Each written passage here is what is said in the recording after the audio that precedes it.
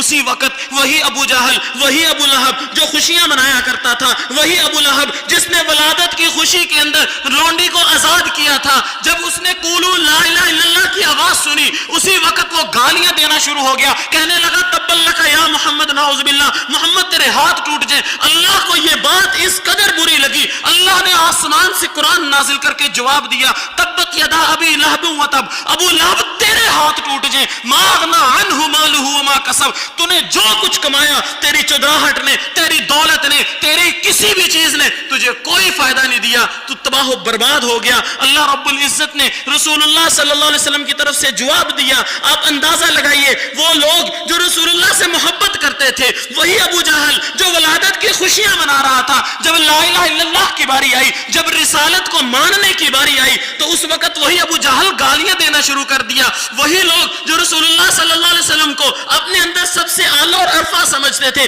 ابھی چند لمحے پہلے صادق اور امین کے آوازیں بلند کر رہے تھے کہ تو سچا ہے، تو امین ہے، اب جب بات رسالت کی آئی، جب بات رسول اللہ کی اتباع کی آئی، جب بات فرما برداری کی آئی، انہوں نے انکار کر دیا۔ ان کی پچھلی ساری محبتیں ضائع ہو گئی، ان کی محبت کسی کام نہیں آئی۔ ابو جہل اس امت کا فرعون بن گیا، ابو لہب کو بھی اللہ تعالیٰ نے تبت یدا ابی لہب وتب کا تمغہ دے دیا۔ ہاں، ابو سفیان جو اللہ کے نبی صلی اللہ علیہ وسلم کا چچا زاد کزن بھی تھا، اس نے بھی رسول اللہ سے منہ پھیر لیا، حالانکہ بچپن سے دوست تھا۔ اسی طرح سب لوگوں نے منہ پھیر لیے، رسول اللہ صلی اللہ علیہ وسلم کے ساتھ محبت تھی، صادق اور امین مانتے تھے، سارے کے سارے نعرے موجود ہیں، لیکن رسالت کی باری آئی، اتباع کی باری آئی، منہ پھیر لیا۔